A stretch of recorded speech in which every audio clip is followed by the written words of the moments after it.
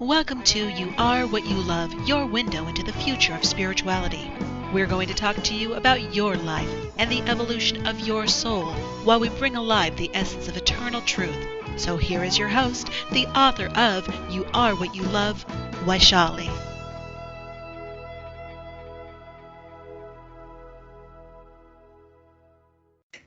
Well, welcome back, everybody. My name is Cameron, and today I get the honor of filling in with Vishali, and I also get a second honor, of course, with my lovely and beautiful bride, Devindia, is here with us co-hosting, and we are the owners of the CTR network. And welcome to the show, Devindia. Yeah, it's great to be back on the air with you. And we thank Wishali so much for asking us to come in and sub for her. We hope she's doing good today and enjoying her much deserved time to her for herself. So, but it's great, and the fact that we're on with Chuck Bergman today is so exciting. So we're so happy to have you on with us today, Chuck. Welcome. Thank you, Davindia, and hello, Cameron.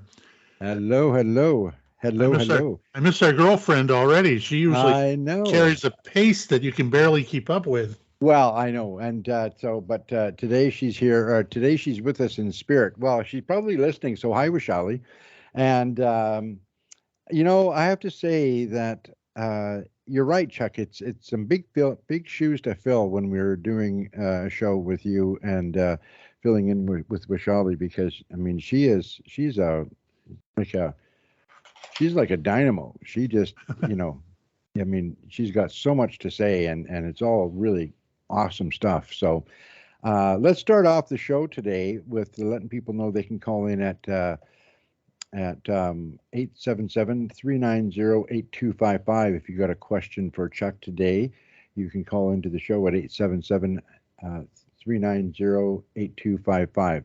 I sometimes forget that number because I don't use it. You know what I mean? It's like I sometimes will go like, what was the number again? I forgot. Anyways, I have it now, so okay, so chuckbergman.com is the website address, and let's start off the show. Chuck, so listen, Chuck, how long have you been a psychic? Well, I've really had it from birth, but I would say actively and giving readings and kind of, I call it coming out of the closet with it, because it's something you do not really want to share with everyone until you're certain that, you really have the ability. It's over 35 years that I've been doing, public forum and stuff like that. Yeah. And let me ask you, what is the most thrilling thing that you get out of being a psychic? Because you were a cop for a long time. But what's the thrill for you in being like a psychic in this, especially on this planet today? Probably, there's no doubt when I get to help people that are really, really hurting. I remember many years ago, I would go on the James Van Praagh website, and he was ahead of his time. He had a chat room, and back then no one had a chat room. And I would go on there because as I started developing with mediumship, while I was on duty as a cop, which was kind of odd, I found that I didn't know the right words, or I couldn't communicate with people when they would lose a loved one. And you've got to go to the home and talk to them and be around family. And, you didn't know, is it okay to say certain things or whatever? But I did find that going on his website, on James's website, and going into the chat room, there were moderators there that as people came on and said, hey, will James be around? My daughter passed away or whatever. Just to hear the way the moderators handled people that were checking in, it's like I was learning from that. And it kind of broke down the wall. I had no more fear of how do I address a person? How do I talk to them? Because it can be a touchy topic. If it's a person, you don't want to say the wrong thing to a person that's already hurting. So to get a little bit of a background, that only helps. Yeah, no, it's true. And hang on a second, because I think we're going to take a caller here. So stand by. It's a really interesting thing with the work that you're doing because, as an intuitive myself, I do not have the mad skills you have though, Chuck, but as an intuitive myself, I mean, feeling other people's energy and feeling what's going on. I thought I was going crazy before I understood what it was that was happening. How do you hear, or how do you know, or how does the information come to you? I know that's a couple of questions all wrapped in one, but how does the information come to you? Many, many different ways. Sometimes I'll hear it as words. A lot of times, more often, the communication is delivered by either an image or a moving video. Mm-hmm. And I would say one of their favorite ways, and I do understand why they do what they do when they do this, there may be something that happened in my life that would parallel, and my guides, my spirit guides, people up there are going to know my entire background. So they may set it up where, and I'm just going to make this up, where the person on the phone, suppose their husband had just, it's a woman, husband passed away while changing a tire, just say up on a highway. Right. So all of a sudden, I'll be reminded of maybe years ago when I was driving on the highway and I got a flat tire. So I'll be reliving that and going, wait, why am I even thinking about that while I'm in the middle of doing a reading? They use your memories. And that's what you got to think about. They know where that little memory resides in my brain, my organic brain. Spirit would know. Let's trigger that memory of Chuck changing the tire on the freeway. That way, he's going to be in the ballpark of knowing what happened to this person's spouse. Okay, so then I have to ask you a question then, because this has been like a source of contention in my family. And also, my mom, she loved the fact that her little girl was, seeing things and all that stuff. But there was no understanding of how to differentiate between what we can trust, or at least what we can trust enough. So how do you differentiate between what you feel like is your guide versus what is maybe an energy that's mucking about with you? How can you differentiate between the two? It's typically going to be either spirit is working with you, or it's your own brain trying to throw in whatever. And it would be on the idea of if someone called in now and said, would you connect with my grandmother? It's not up to me to throw in, I see grandmother at the end of her life on tubes or oxygen or whatever. It's like I have to wipe all those thoughts out of my head and say, don't even put energy on that. Just wait and see what spirit shows you and then go with that. And it's reminding me of one I did a while back that was really interesting, where a woman, her husband had passed away, and she sounded fairly young. And as I'm talking to her, I said, he must have had terrible lung issues, and I see him on a respirator. She says, no. Yeah, and she goes, no respirator. And I said, are you sure? I said, I'm even hearing the noise of a respirator. The whoosh of the pulled out. There's no mistaking that. Mm-hmm. And she thought about it for a minute, and she said, no, that's not how he died. He was scuba diving. Oh my gosh. The regulator of the oxygen tank. Wow. So it was his breathing. It was just the apparatus was just different. Yeah. That's super interesting. And that's what I call interpretation. Had I listened a little bit better, but to me, by saying, he died on a respirator and going down that road and everything, it just really also defined to her how honest, the reading was. It's not me looking up information or any of that stuff. It's truly what's coming through from him. And I admire the fact that he was able to let me hear what he heard when he was, the time of his passing.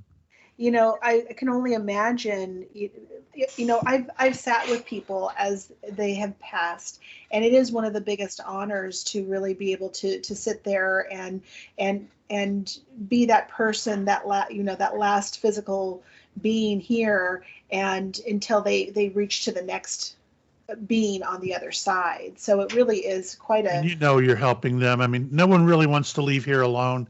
yeah. Everyone's afraid. And it's almost with you being there sitting with that person, it's like you're giving them the okay, and that's what they need. I remember my dad saying a long time ago, and he said this all through his life: you come in alone, you go out alone. And I said to him, I said, you know what, Dad, I thought about that. But even when you're coming in, I said, people are waiting for you. I said, people Yeah, are waiting, that's the great. doctor, the mother, everybody's waiting for you. So I like to think that there's that feeling on the other side, too, that people are waiting for you. And he's like, well, that's a nice thought, honey. No, I'm with you on that one. The only thing I disagree with is I love, you can't, nothing's more beautiful than seeing a baby being born, but they Yeah, do it every time. They put those bright lights on and you see the eyes squinting and blinking yeah, like, oh, turn that light off, which to me is right. fascinating. At that early stage, the infant is going, hey, these lights are too bright. The Turn them reaction. down, turn them down. Yeah. Right. Okay. Well, you know something, Chuck? We have Maria who's holding patiently on the line for you. She's got a question for you. Maria, welcome to You Are What You Love, and you are on the air. Hello, Maria. Marie, I should say. Marie, are you there? We're not able to hear her. Yeah. And give her one more chance. Yeah, hang on a Mary? sec. Hang on a sec. I guess we're getting her on now. Marie. Yeah, just give me No? a second. Okay, so anyways, those bright squinty lights, that you're talking about, I totally understand, because like for both of our boys, they were born at home, and we wanted Oh, that wow. for them, for that experience of going, you've always been home. And that's the thing that is important to us, is that they know no matter where they are at, they're home. And that's such a much broader thing than just location. It's just understanding that, source and infinite and all of that, they're always with us. And it's an amazing process. Now, with you and your experience of being in the infinite and hearing, how do you move through the day? And are you getting messages constantly? Do you have to set up parameters for spirit to say, you know what, I need some downtime here? How do you do that? It's usually in reverse. I would rather hear from them a lot more than I do. Oh, But it is cute that on occasion, something will come in very clearly, and I'll pick up the phone and call that person that I think it applies to, and they'll understand it totally. And it's like they immediately do need to hear from that loved one because they're going through a hard time. So it's rewarding for me to be able to help them out, and then to hear from them that, how would you know that this is going on? Like, yeah, that's very true. And it turns out to be either their spouse or, grandparents or parents. Well, that's It's, really a demonstration for you too, that you're really in your passion and in loving what you do, knowing that because oftentimes we think, oh, well, we do this for a living, but this is who we are. But this is really who you are and how you be in the world, and wanting to really be that person and you are that person of service. and I love every minute of it. But there are times, it's rare that I will give something to a person and it doesn't make any sense at all. But I've learned, just let it go. And usually within a day or two, either you'll get an email or a phone call or whatever, or you'll bump into that person and they'll say, oh, by the way, that was a true statement after all. So Well, I feel I've got to tell you on that note, is that you had done a reading for my mom, for me and my mom, about 2 weeks ago now. And the one thing that I didn't understand was something's going to happen in 2 weeks. Well, in 2 weeks, she had to go back into surgery for a G tube. So, it was an opportunity. If she wanted to go back, she would, but she didn't. But there was an event that was happening in 2 weeks. So, oh, yeah, so surgery I would call a big event. It's funny, yeah. those things do come in frequently, and I give it saying, well, at least I don't have to answer to that situation right now. I mean, we got time, so it makes me feel okay. But later on, when I hear that it was the truth, it really makes me feel good. Well, and it's funny because before I even knew about the surgery, because the surgery was like an impromptu thing. It wasn't something that actually was planned out. It was like it had to happen. But what was it, the day or a couple days after that, I found out my sister was actually coming from Seattle to Houston to see my mom for Mother's Day.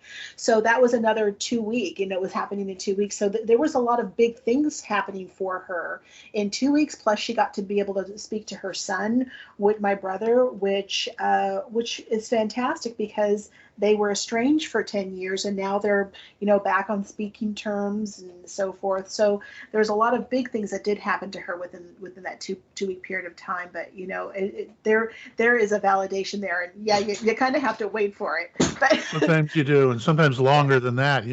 right? I've had it happen up to a 2-year wait, and at the end of 2 years, you find out that it was true. One of my favorite stories is a gentleman that asked me during a reading. He says, his mom is coming through, and he says, "Ask mom if I'm ever going to get married. I'm in my 40s." Aww. And I said, "Yeah, her name is Suzanne, and she drives a Volkswagen Beetle." And I just said it like that. As soon as he made his statement, I blurted that out. And then in my head, as a medium, I'm going, "Oh, why didn't you just say she's got an S sound for a name? Why give Suzanne? And she drives a real small car. Why lock in on a Volkswagen?" You know what I mean? It's like, why did I do that? And I did it because he was kind of irritated. So was I at the way he kind of yelled at his mother during the reading. Oh, yeah. She gave the information. However, 6 months later, he's in a bookstore, meets a lady that he really thought was gorgeous, ends up talking to her, invited her out to dinner. Her name happened to be Suzanne. They do get married. And he told her about the reading, but he didn't tell her about the Volkswagen because she didn't drive a Volkswagen. They come down to Florida, where I live. This is part of their honeymoon. Mm-hmm. And the reading, the story came up in front of Suzanne. And, then I told my side of it. I said, "Oh, yeah, her name would be Suzanne, and that Suzanne drove a Volkswagen Beetle." And Joe, the husband, said, "Well, I didn't tell her about the Volkswagen because she doesn't drive a Volkswagen." And then she looked at us and said, "Well, you should have told me about it. The day we met, I was at the car dealership. I test drove and almost signed on the dotted line for a Volkswagen Beetle, but I didn't buy it because I didn't like the payment idea." She said, "So I just didn't buy it." And that was the day that the two of them met. So here we are 6 months before they meet, and I'm hearing about the Volkswagen that she'll be driving the day that they meet. And her name is Suzanne. Those kind of validations, I can't imagine, but they must really kind of give you that huge sense of gratitude for the gift that you've been given in this life. It looks as though we do have Marie back on. So we have Marie on hold, but I'm told to be quiet. Oh, no. Ken's giving me the finger.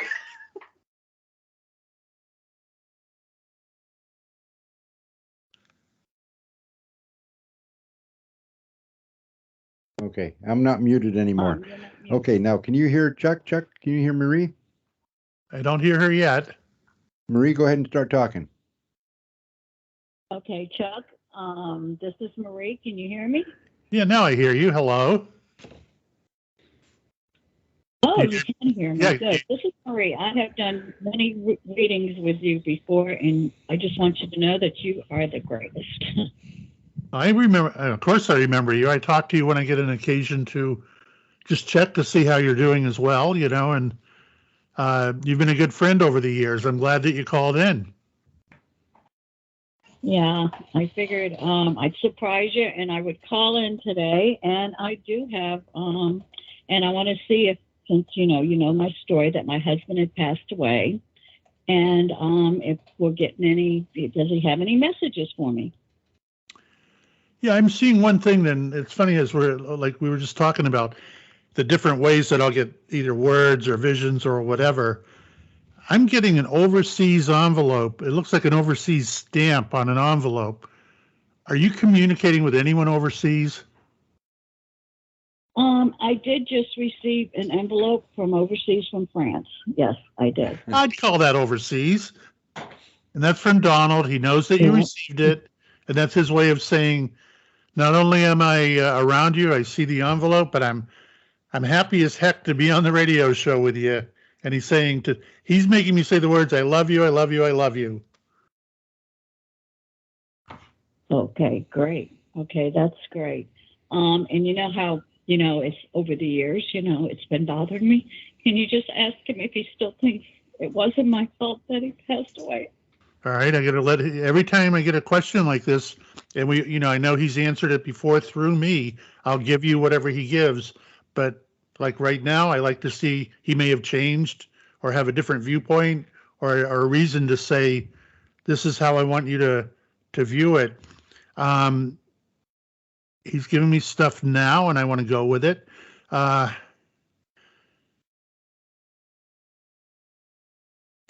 he's saying what happened, and you have to look at life changed at that very moment for both of you. This is the way he's putting it. And he ended up exiting the body because he had no choice. He's whole again with the spiritual body that he has up in heaven and getting to travel and do all the stuff he gets to do. But meanwhile, he's feeling like he left you behind with what he's calling a broken leg. And he would like you to get the leg treated, get it taken care of. And it's not the physical leg on your body, it's the one that's holding you back. It's holding you back right now, and he knows that, he sees that. And there's a true statement that I totally agree with. He's saying life is hard enough when you're whole, but when you have a broken wing, it's even harder. He really wants to see you move forward and do what's right for you and enjoy the time that you have left. But does he think that I contributed to his passing? I got to let him answer it. And as I'm watching him now, it's always interesting to see what form he'll show me what he's showing me. He's writing on a notepad actually and put it right in my face, and the letters N-O. It's not your fault. It's not his fault either. It was his time, and he's okay with that. Okay. He's saying right now, stop blaming yourself. Don't blame yourself for what happened. So he actually just said N-O, that it wasn't my fault. He wrote it on a pad. It was all uppercase, the N and the O next to it, all in dark black letters on a notepad. And he put that like right in my face, when he did this. Okay. And the last question about him is, does he think he would have, if he had never met me and married me, would he have passed probably anyhow about that same time? Yeah, again, I didn't have to wait then. Like breaking a stick, like watching it snap. He knew that his life was going to be shortened because of some condition he had in his respiratory is the word he used. I was waiting to hear like just upper body, but he said respiratory area with that up in the upper area that was going to snap anyway, and all of this was going to happen. And he's happy up there. He said no, because he's not always up there. He's with you down here, and he feels sad that he can't move boxes. He can't move boxes. I don't know what that's all about, but he can't really help you with everything, and he wishes he could. Okay, all right. So he'd probably be happier if I was happier, right? He would. And that's a very positive statement, and it's very, very true. I hear it all the time. And it's not hard to understand that if you put yourself in their position. If you had passed away instead of your husband, wouldn't you want him to be happy here and imagine you can be with him every day? Don't you want to see some happiness, feel happiness? And when you are happy, he's only going to be around you closer and happier, and life will be much better for both of you. Okay. All right. And do you feel my dad by any chance there? Let me try. I'm sure he'll be around. I can't. Not an unusual way to start off, but his hand came down very, very slow with what I call wildflowers, or just a small bouquet to say, hello, I'm here, I love you. But now I'm letting him know he's got to come up with something that we know it's him, something that you've done recently or something he can comment on. And I think we're getting there now. Who is the woman you were talking on the phone with recently? And I think it was today, the way he's giving it. And I'm feeling like whoever you were talking to, it almost feels, I don't know if you have a sister or not, but if you don't have one, then it's a friend that would be just like a sister to you. Recently, I've spoken with somebody very close. This is what I want, a it was female. I don't know the timeline on that, but this is from your dad, where I really feel like there are strong bonds between you and a close friend, to the point where it's almost like two sisters comparing notes. Like you can tell her everything, she can Yeah. tell you everything. Yes. Okay. I did Okay. speak with He her said recently. he likes that kind of communication, and something about something that sparkles in the sunlight. And I feel like it's in the house or apartment that you're in. It sparkles in the sunlight, and your dad really likes it. Okay. I'm sure there's something here, because if you tell me, So later, later I get those follow-up emails, and and like I you love it. said, What I don't like, well, I can't say and it. like you said, it may. And what I've always confirmed too is that, like, you'll tell me something, and just like you said, it may not be now, it may be a month from now, it may be a longer period than that from now.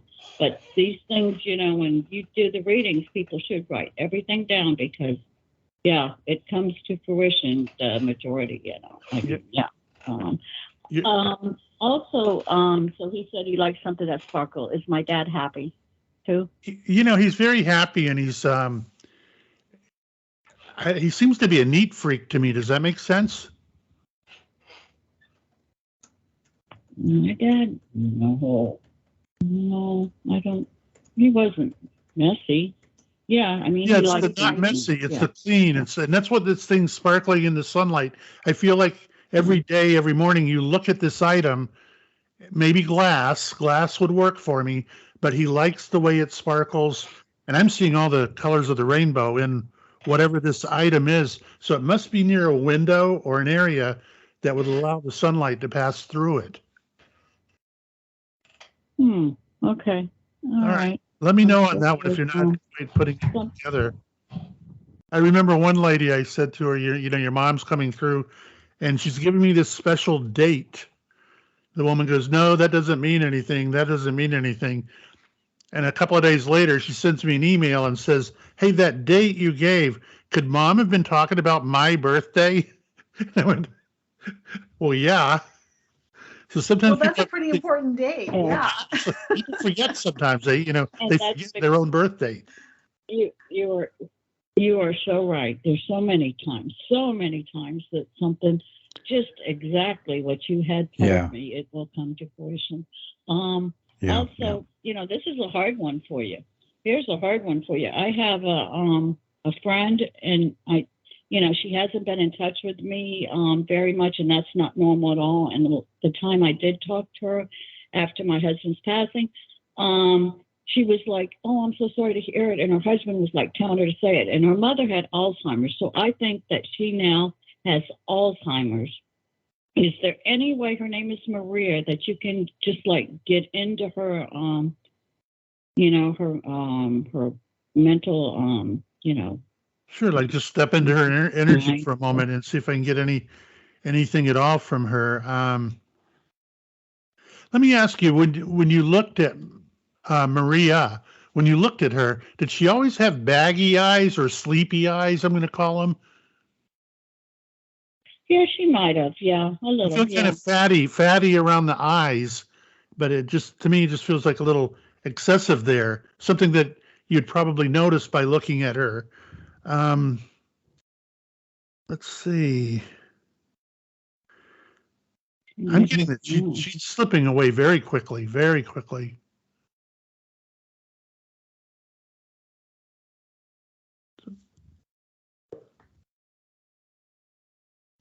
Can you make anything out of blue slippers, Marie? Blue slippers. Blue slippers. Blue slippers. Might even be a little furry, or like terry cloth. She's saying it again. Blue slippers. You got to think around yourself or around her.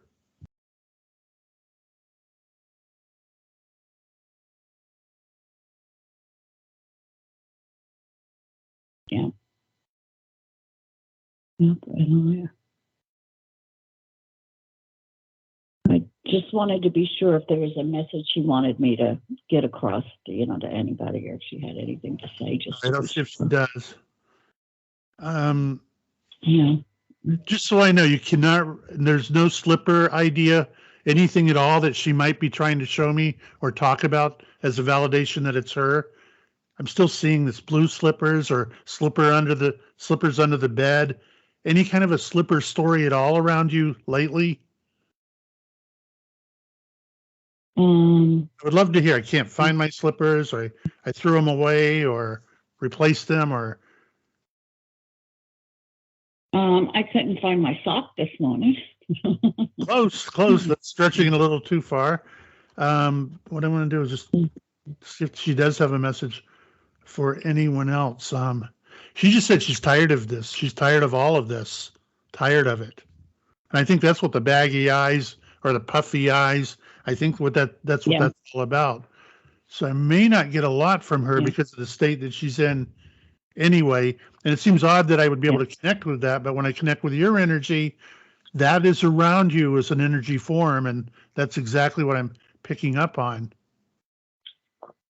Okay, great. Okay. And I'm feeling military around her. Would that make sense? Military. She worked on the border, on the border. She worked for ICE. Oh yeah, that would work. ICE, that's military or whatever you want to call it. I had that uniform feel, the whole, that whole structure, the whole feel with that. She's doing that more as a identifier that it is her. And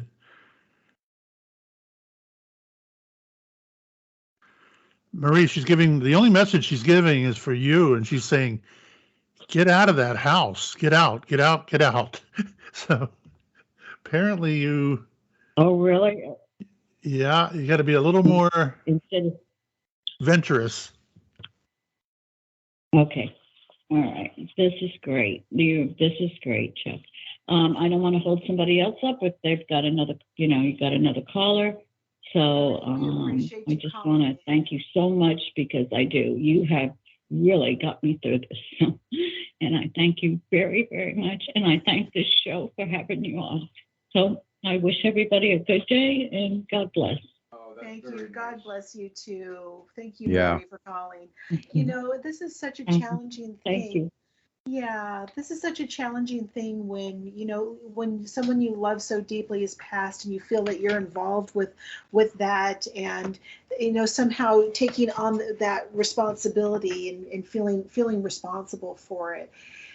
The one thing that you said, and you said it multiple times, and also her partner said it multiple times, is just like, it was his time. When your time is your time, it's your time. It's whether, no matter who's involved and who's not involved, it really is one of those things that it just is. It's heart-wrenching to try to figure out what the heck went on when we're still here and wondering.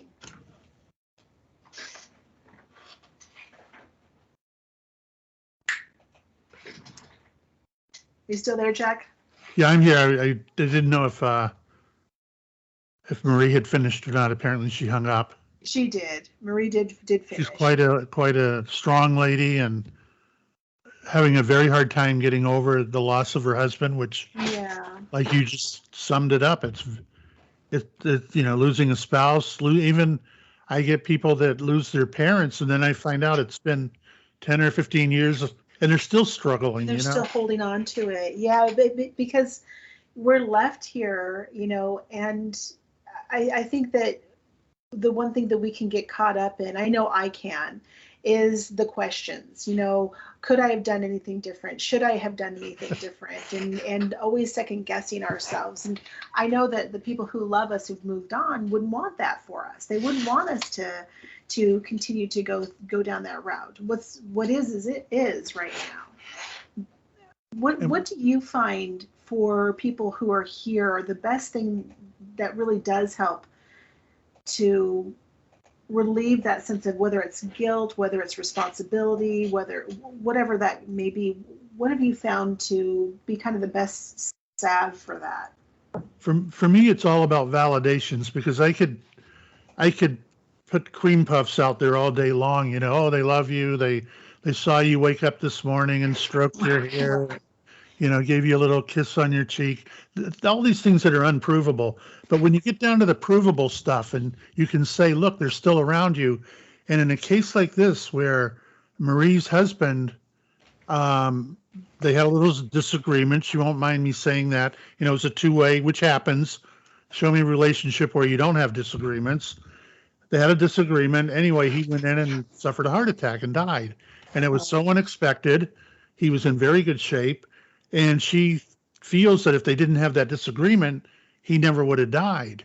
And his feeling is, that was just like the straw that broke the camel's back. He was leading up to that. It was going to happen anyway. In fact, they weren't even arguing or anything when he did pass away. He died in his sleep, which was, best way to go. We'd all like to go that way. But by virtue of him being around her today even and saying, I saw you get that letter, and I'm seeing the overseas stamp that they used to do on envelopes. Right. And she's saying, well, I got one from France.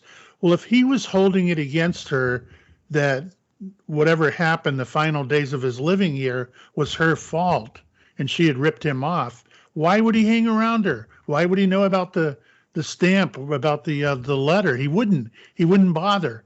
And especially when you combine that with, he's in spirit. He can be anywhere in this universe at the speed of light that he wants to be, with no obstructions.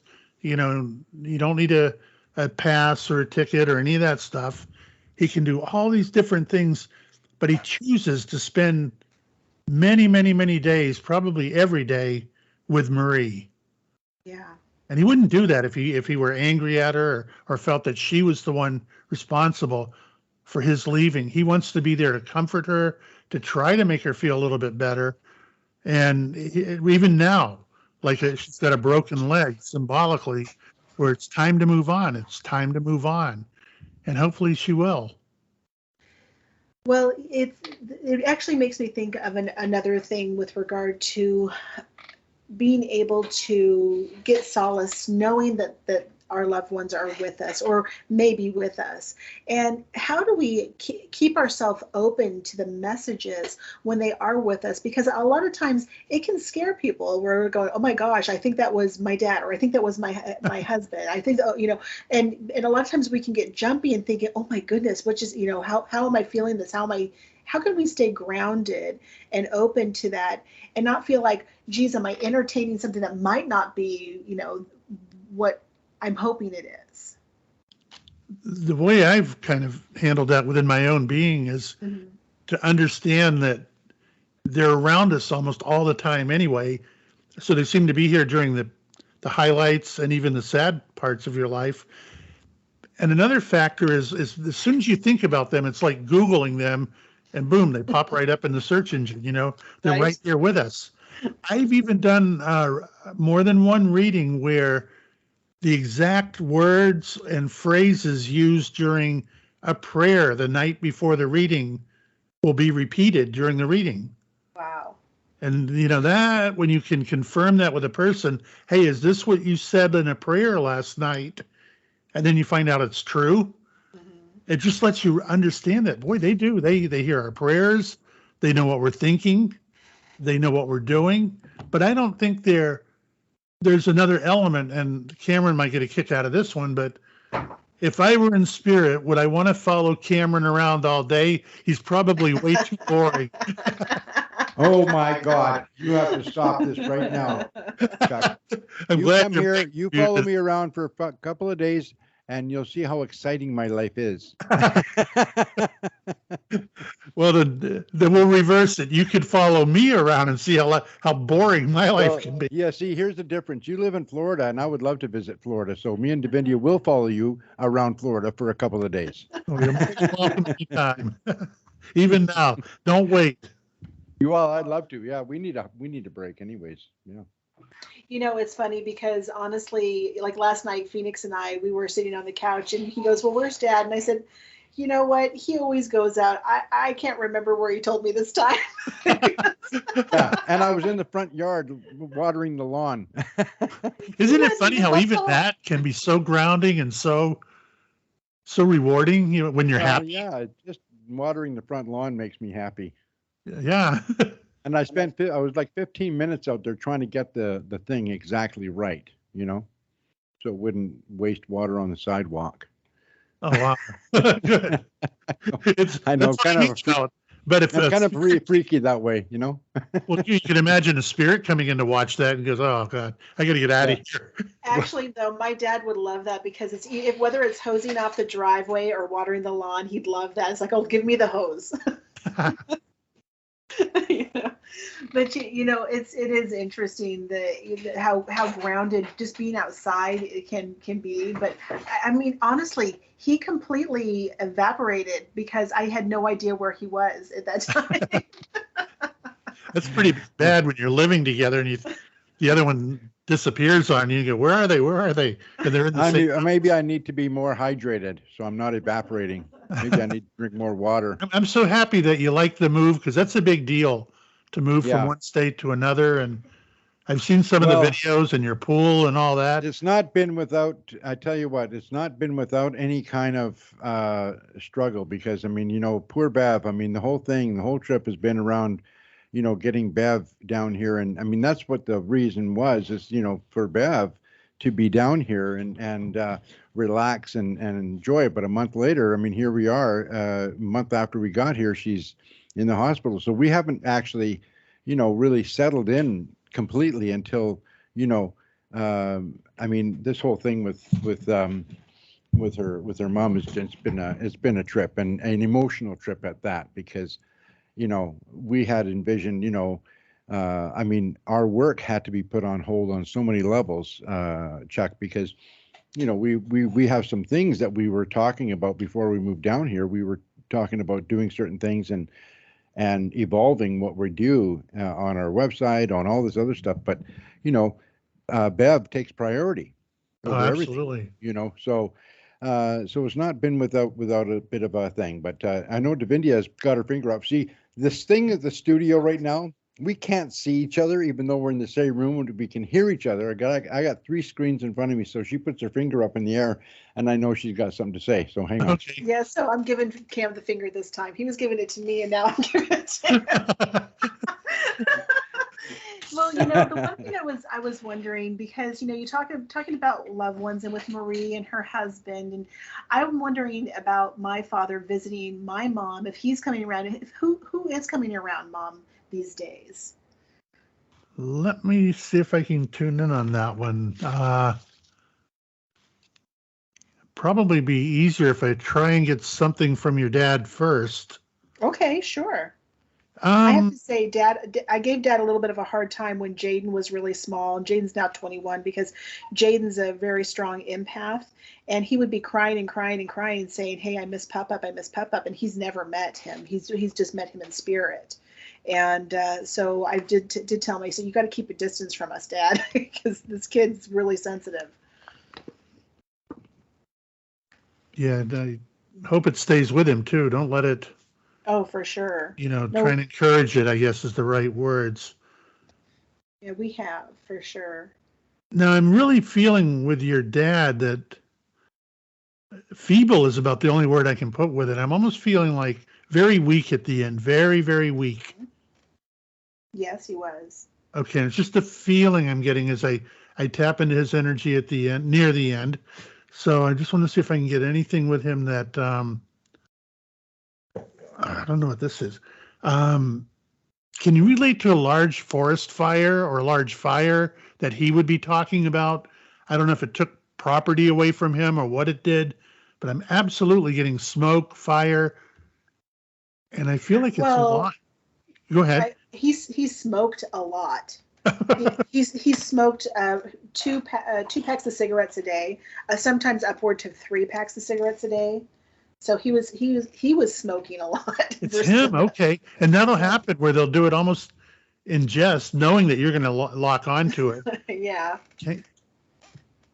Yeah, my dad did a lot of smoking. I was in the convenience store the other day, and I said, "How much for a carton of cigarettes?" And I could have sworn he said $80. Yep. Oh, I think my dad was paying 25 cents a pack, and now they want $80. Well, back when my dad was alive, he was paying $65 per carton for a carton of cigarettes, and he would usually buy 2 cartons at a time. And now, a carton could be upward of $80 to $100. I mean, it's crazy. Yeah, I mean, smoking's quite the money drain. Let's see. I'm going to ask him what he's doing around your mom. If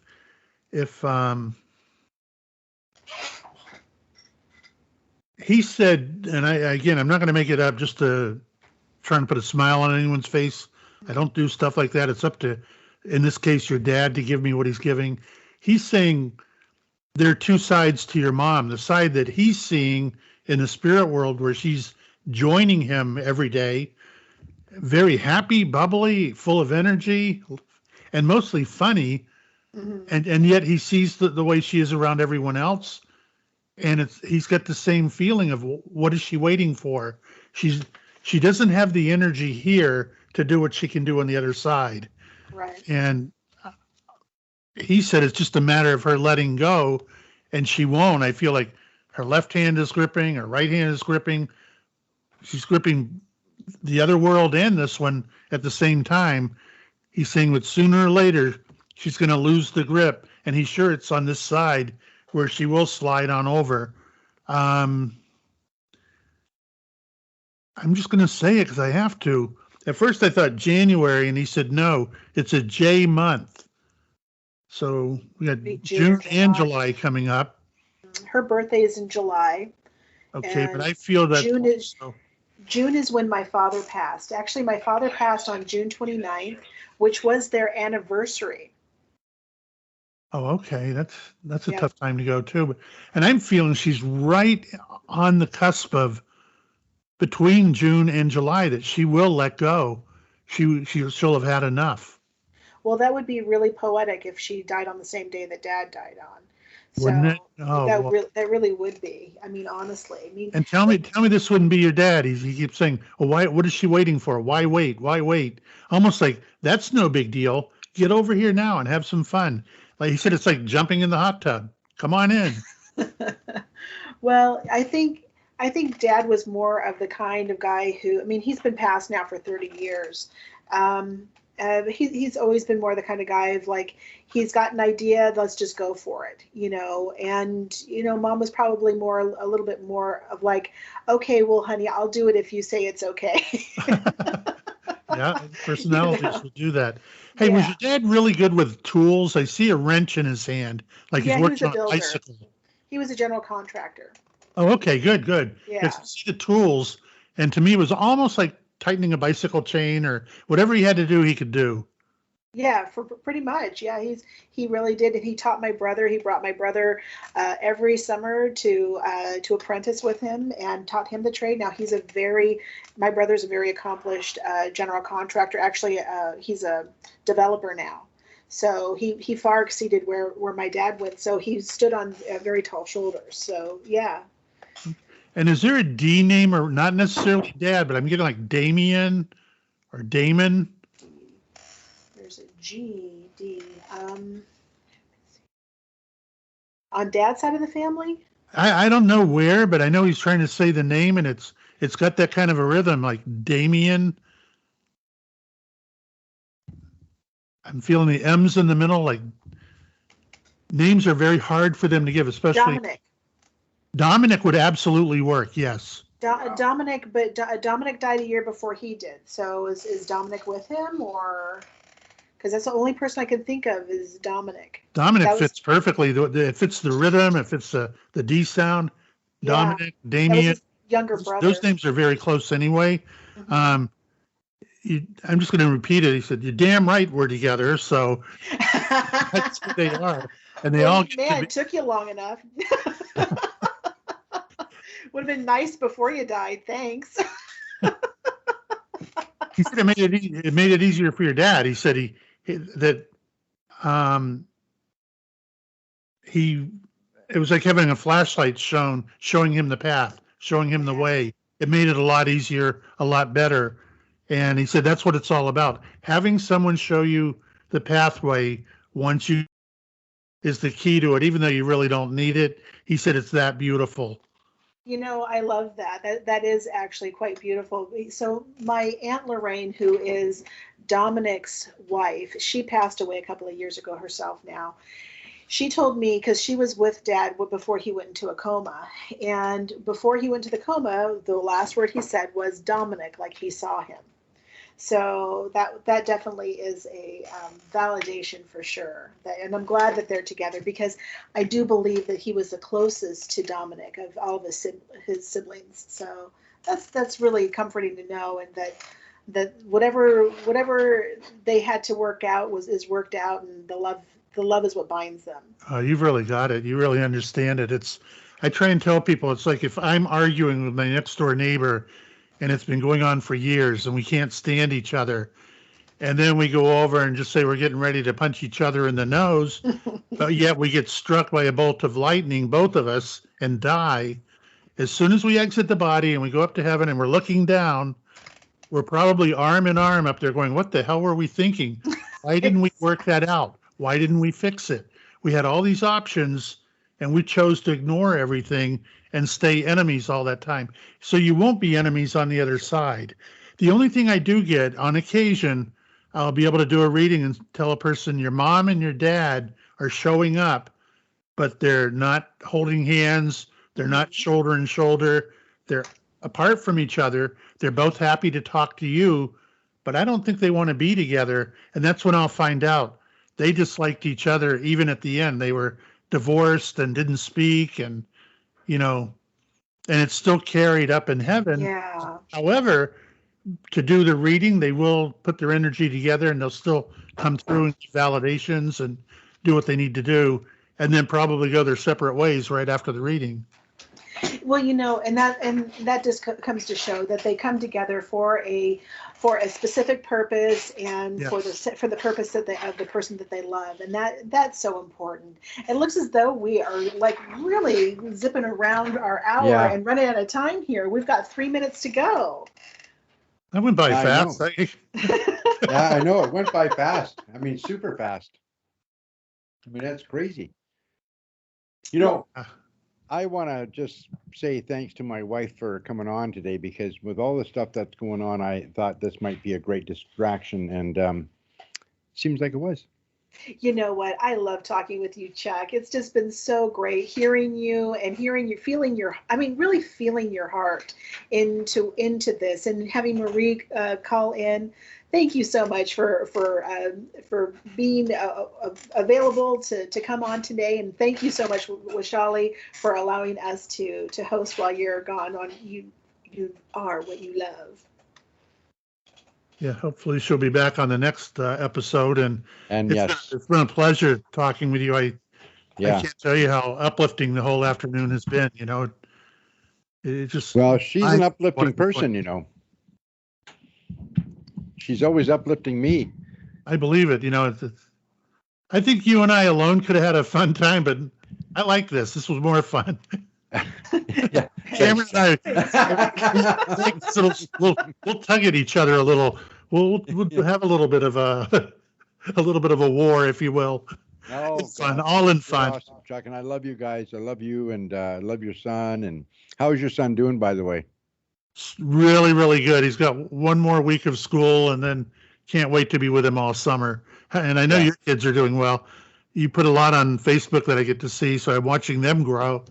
And Phoenix is doing well with his trumpet and all that stuff, and Jaden's doing well. He's not at the ranch right now. Things didn't work out, but he's He's working part-time and looking at getting his trucking license, and so yeah, it's been a trip. It's been a trip being here, I tell you. That's a lot to ask in a Yeah, short I period know. of time. Yeah. So, anyways, thanks, Chuck, for being on the show today with Vaishali. You are what you love, and you love whatever you give your attention to. For more information about our good friend here, Chuck, go to chuckbergman.com. That's ChuckBergman.com. Chuckbergman.com has always got something great to say and always very insightful. So thank you, Chuck, for being on today. And listen, guys, remember what you say, what Vaishali says. Rock on, babies. Rock on. I knew you were going to say that. Rock on. You've been listening to You Are What You Love with author Vaishali. To order Vaishali's book, You Are What You Love, or to schedule a private self-emergent session with Vaishali, visit youarewhatyoulove.com. Thanks for joining us, and remember, you are what you love, and you love whatever you give your attention to. So love wisely.